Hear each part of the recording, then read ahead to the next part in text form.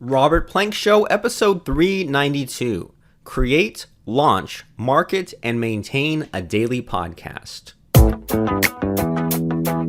Hey everyone, welcome back. This is Robert Plank. We're talking right now about how to create, market, and maintain and launch in there a daily podcast.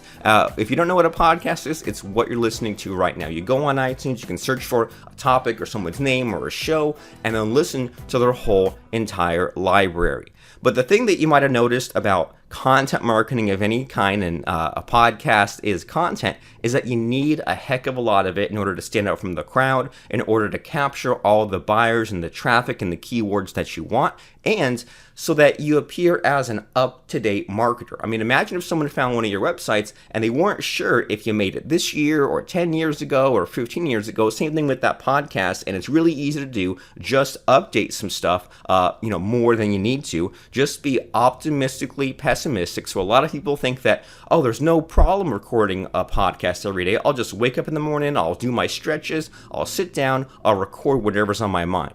Here's the problem though. Some mornings you might not have much on your mind. Some mornings you might not feel like doing it. Some mornings you might have something more pressing. So you need to have that content piggy bank in place. And the good news is that most websites out there are powered by WordPress. WordPress has a built-in feature, which means that you can schedule out posts, you can schedule out content into the future. And so if you want to have a podcast of any kind or a blog of any kind that posts consistently, get ahead of it.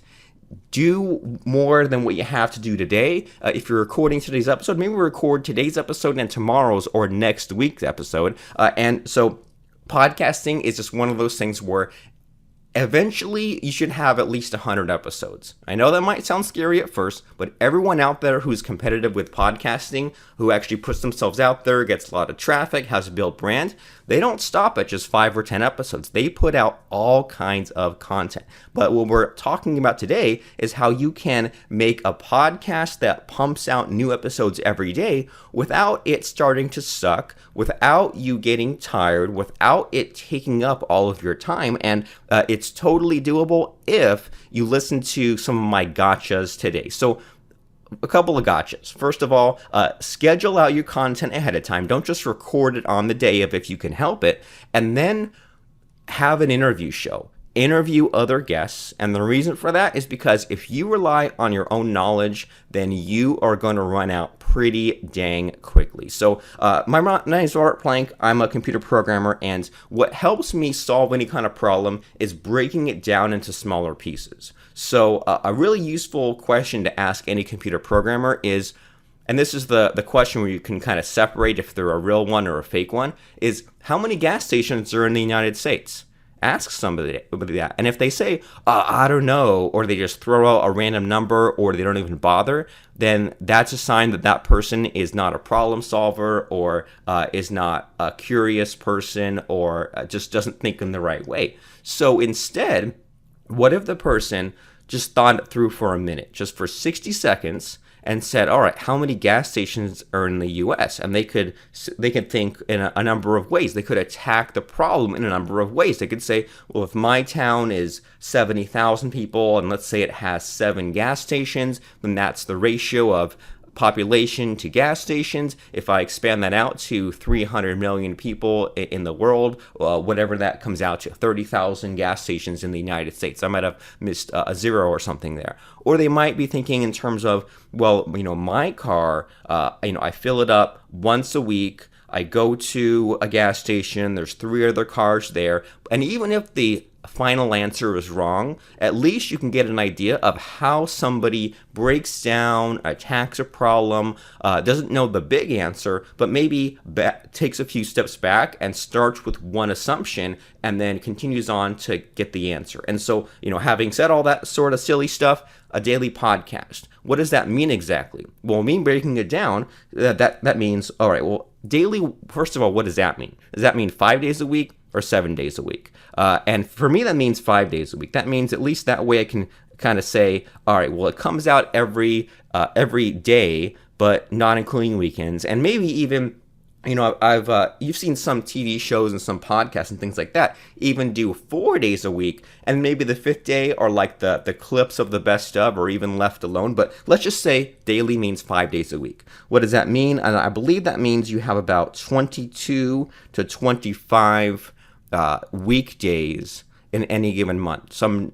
months have more weekdays than others, and for me, I just think of that as 23 episodes. So a daily podcast, instead of this crazy thing, some people think like, oh, I need 365 episodes before I even start. Well, no, 23 episodes gets you through the month. And so now that we have more of a workable, doable number, now you can look at that and ask yourself, all right, well, now is that the kind of thing that I can do? And is 23 episodes a month the kind of thing where I can get a little further ahead of things? And so 23 episodes, again, sounds super crazy, super difficult, until we then narrow down what does a podcast episode consist of at all. And, I've done a few hundred podcast episodes, and the ideal length is 20 minutes. As a listener, as a creator, and the reason for all that is because once a podcast episode ends up being 30, 40 minutes, there's definitely some fat that you could have cut, and some people put in different segments, and at least for me, I think that's sort of a waste of time. And then if you only have a 5 or 10 minute episode, you don't have enough time in there to unpack the good stuff. You have time for a tip or maybe two, but when I listen to podcast episodes that are 15 minutes, or even an interview show where they take a while to get going, by the time they hit that 20-minute mark, I'm like, oh no, right when you got to some good stuff, something actionable, you kind of already quit. So 23 episodes, 20 minutes, and so now what does that end up being? Well, if I can break out my fancy smanchy calculator, that would be about 7.6 hours. So let's say about 8 hours of content per month, or about 2 hours of content per week. And so now we're drilling down even further,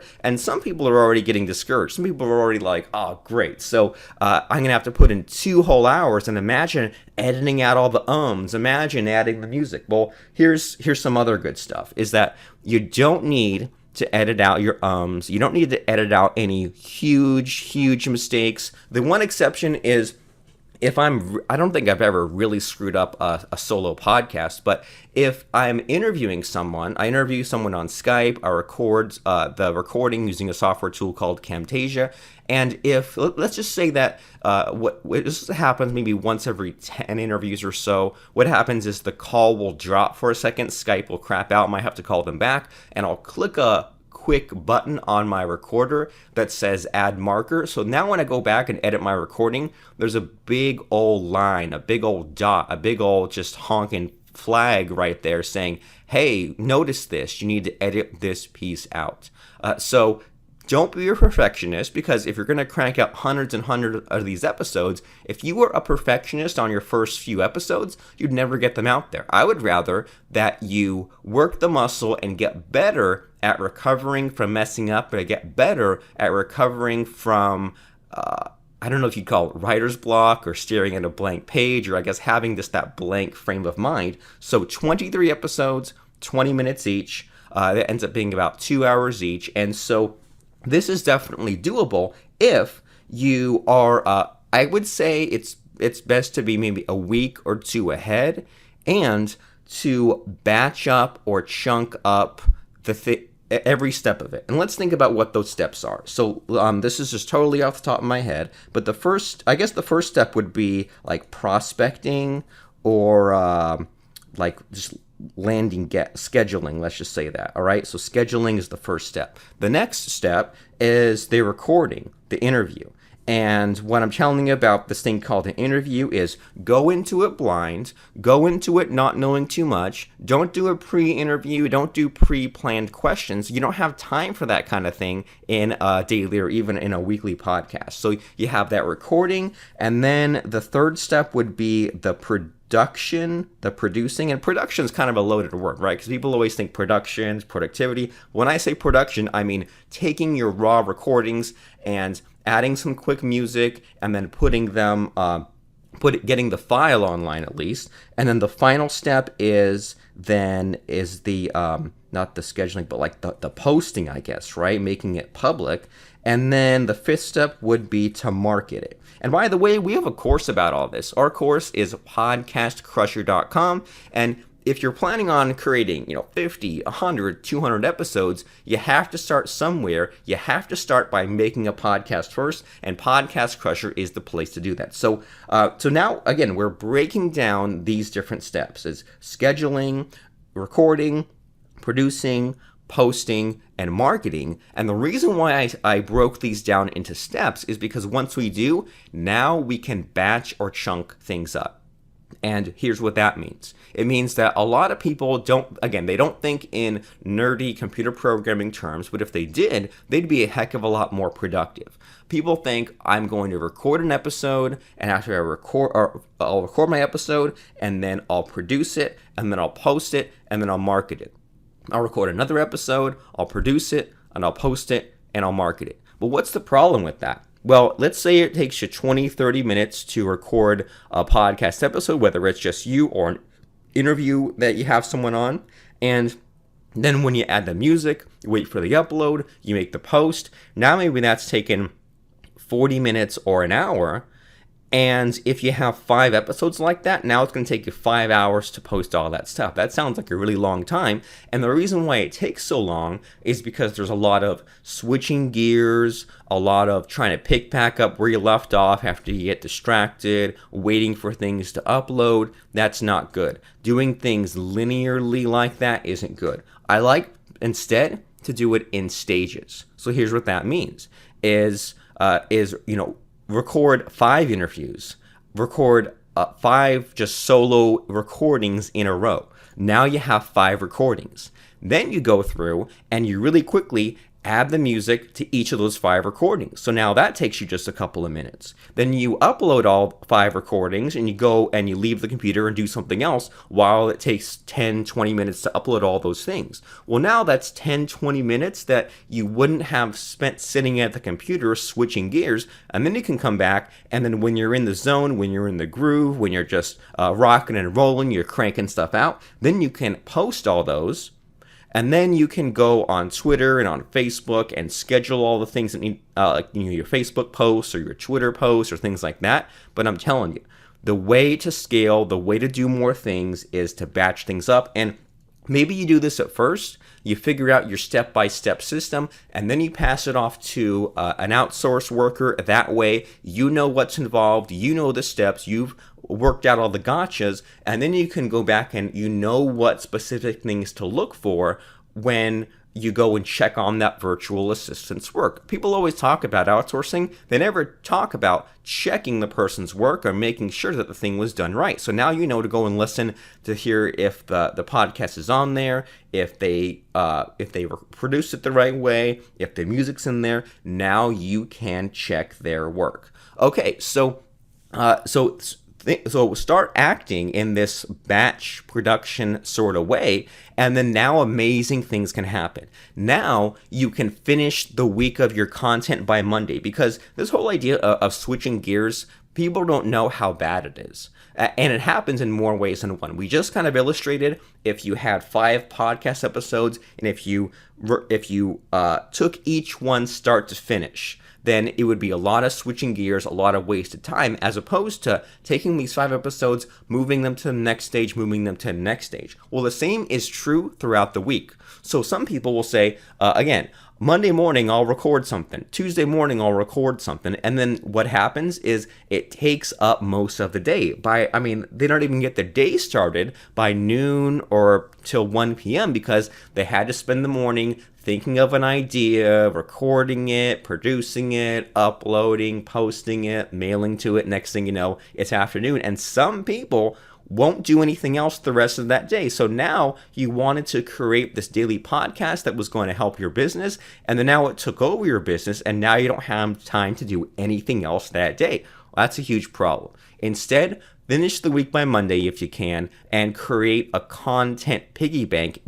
Have more content in there than you need, and have future episodes scheduled for your podcast. And again, in WordPress, which we use to host our podcast websites, we show you this in podcastcrusher.com.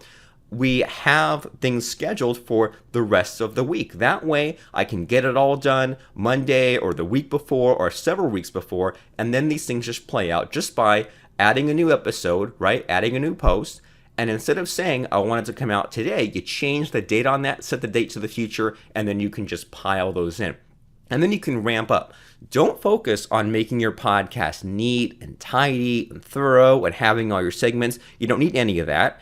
And to be honest, I just switched to this fancy microphone the other day that I'm talking with you right now. And before that, I was talking to you in a cheapo $25 Logitech headset. So what changed my mind? Well, I was just thought to myself, well, I've been putting out hundreds and hundreds of these episodes, and now it's been worth my while to use that sort of crappy equipment. Only here's what's interesting. $25 headset, I've probably gone through at least 10 of them in the past couple of years because they break down or they break or you step on them or whatever. So I've already spent a few $100s on these cheapo headsets. Why not spend the $100 on a fancier one? But people need to, and you need to make that distinction between production quality, like the way the audio sounds, which is just sort of superficial, versus the value of your content itself. I don't care if you record your podcast on your iPhone or whatever, or outside or something,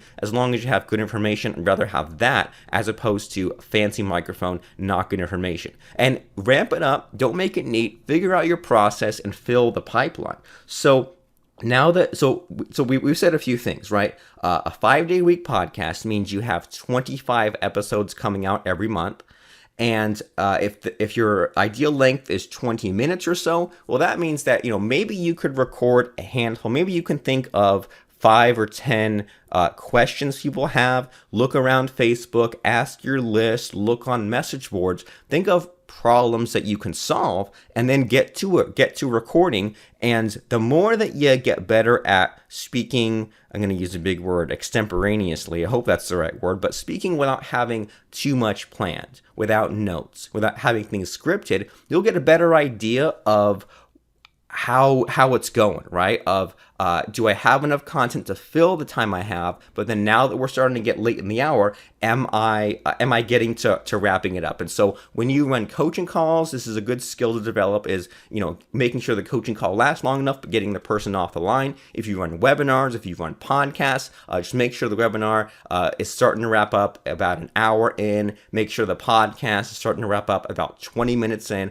We're getting to that point right now because in the past I've overplanned my podcast episodes. I've listed out tons and tons of bullet points, thinking I'm going to go through, I'm going to unpack each one. Next thing you know, the show was over an hour. And so that's a good skill to have, is just getting a better handle on your time, whether that means when you're recording or when you're figuring out your productivity, your production, your batching up, things like that. So when you're ramping up, what you want to do is interview these different subject matter experts who are sort of outside of your own realm of knowledge, because I don't really like it when there's an interview and the person, you can just tell the person asking questions already knows all the answers. So reach out to people who appear on other podcasts, who talk about these things that you otherwise wouldn't talk about. And so, on my show, I've had some people who do crazy stuff, like selling Amazon in Europe, or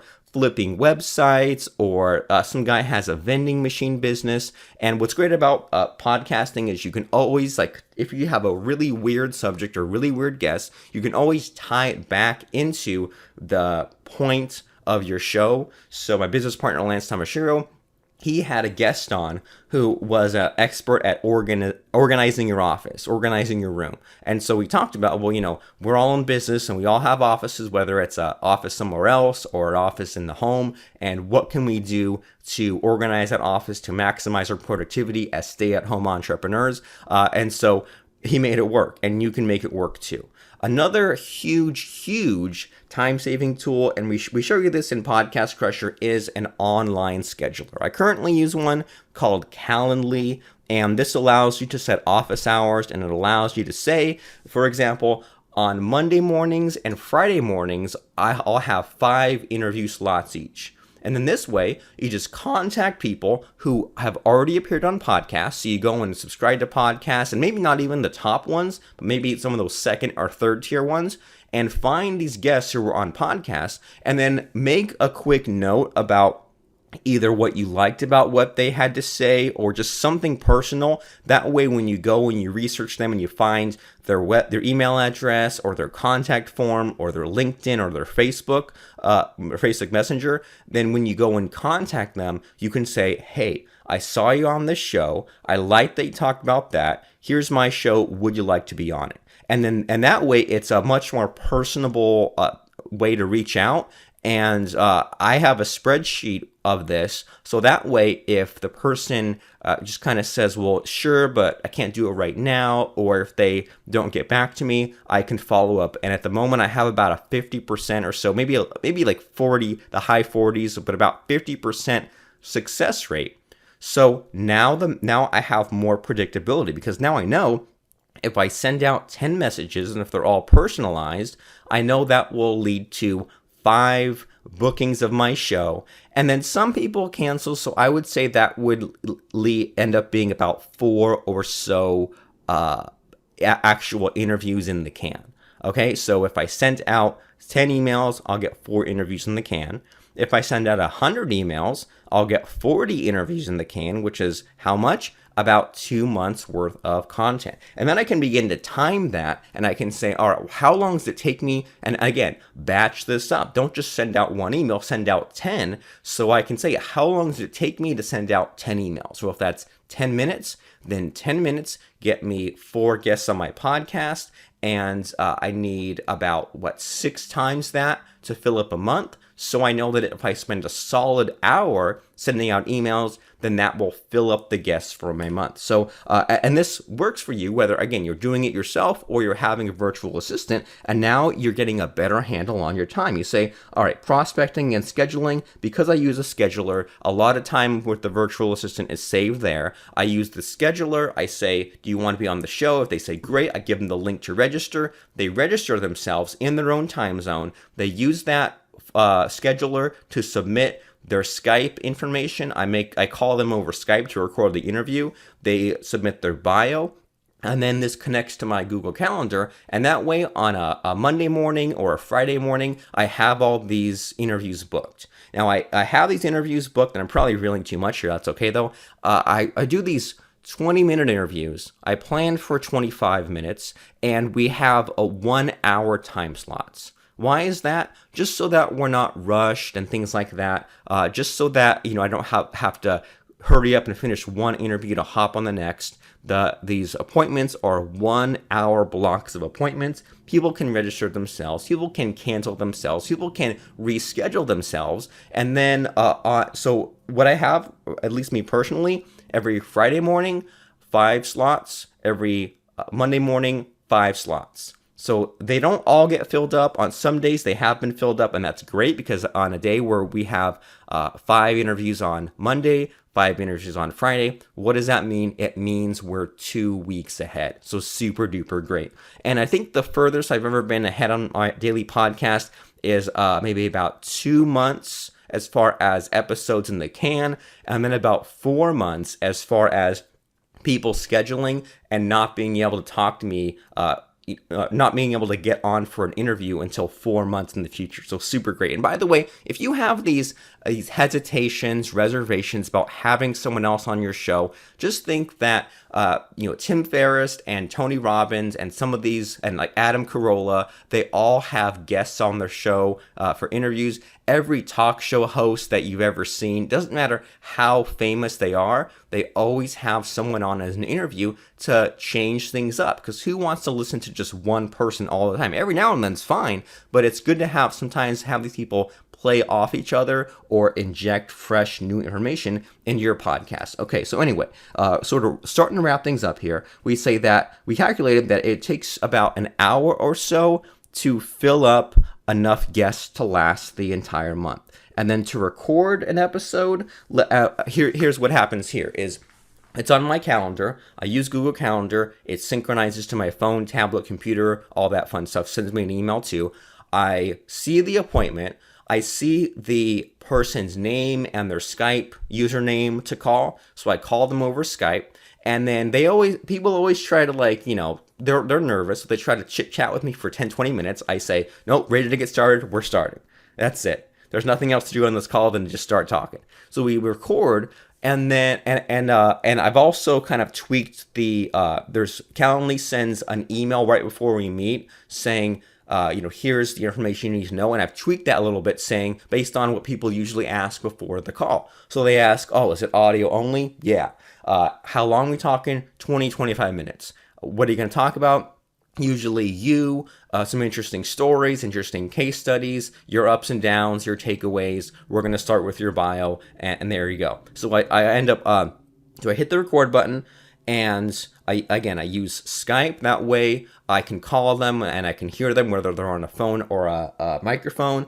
I use Camtasia Recorder to record the call, and I believe there's a free one that we explained to you in Podcast Crusher, but I don't remember what it is right now. But basically, Camtasia Recorder will record your end of the conversation plus their end, and you can adjust the levels, and you can make sure that you both sound not one of you isn't loud and one of you isn't quiet. You're about the same level on there.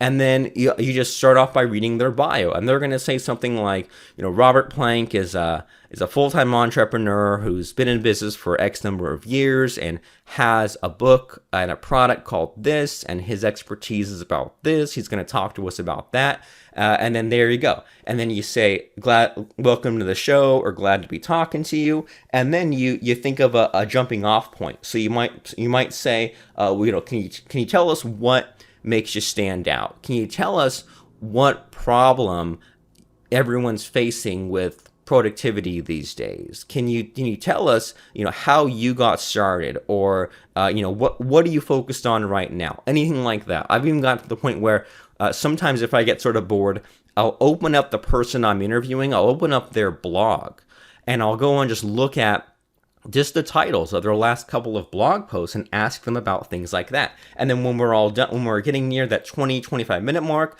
I'll ask them about what's the number one universal mistake that you see. I'll ask them about their website or their book or any place that someone should go after listening to our conversation today. And sometimes they'll just give us a Facebook, or they'll have a specific freebie that they want to give out, or things like that. And so they give us that, and then we kind of recap a little bit about what you got from them, and you say thanks for showing up, and there you go. That is your interview. So to be on the safe side, let's just say recording takes for 23 episodes, let's just be on the safe side and say it takes 10 hours. It's not going to take 10 hours, but let's just kind of be what did we say? 8 hours. There we go.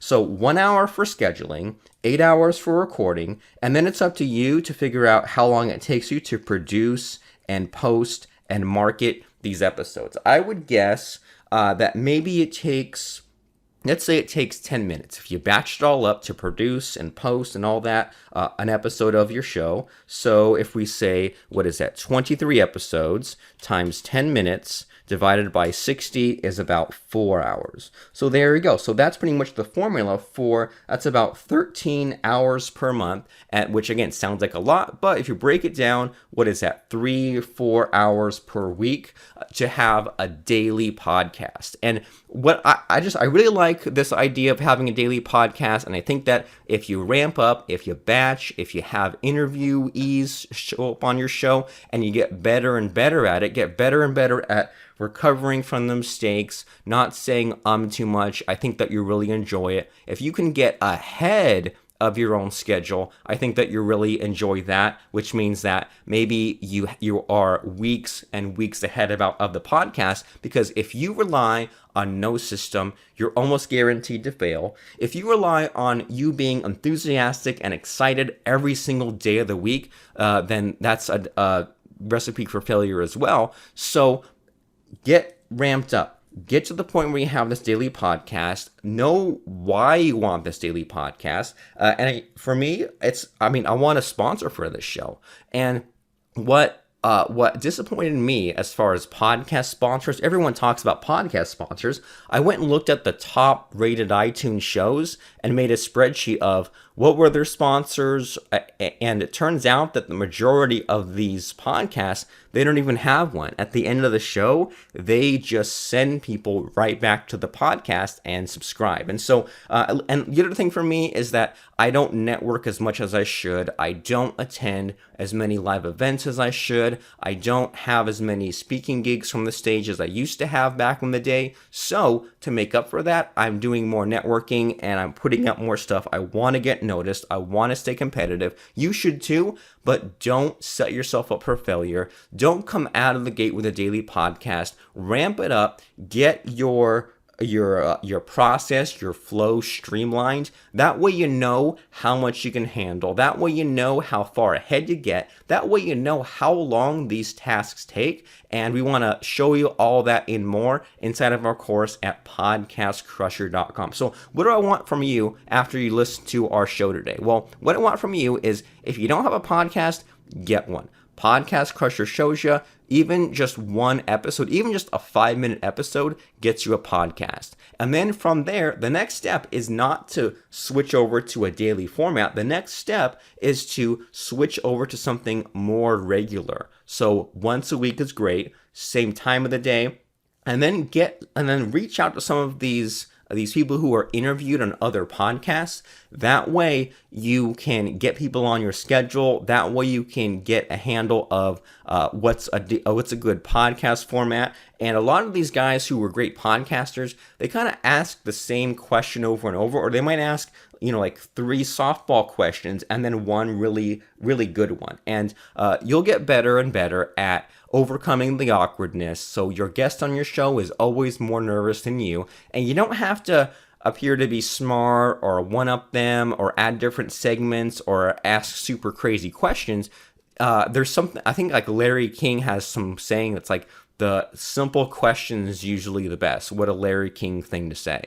So even if you ask your guest the same exact questions every time, that still works. You'd be surprised at how that's still just a winning formula still. But the only way to fail is to not do it, is to give up, even give up before you started. So we don't want you to do any of that. So whatever equipment you have right now, whatever microphone you have right now, use what you have. What's more important is to keep the podcast and the content flowing, is to keep the trains running. It doesn't have to be perfect. You will sort of be rough around the edges when you start. You'll get better as you podcast more, and I can't wait to see what kind of a podcast, even if it's not daily, what kind of a consistent podcast you end up creating. Because even if you say, I'm only going to do 3 days a week or once a week, imagine how many episodes that would add up to years and years from now. How many different things you'd pile up. And this is such a great thing people love, because if someone wants to promote their website, their book, their app, whatever,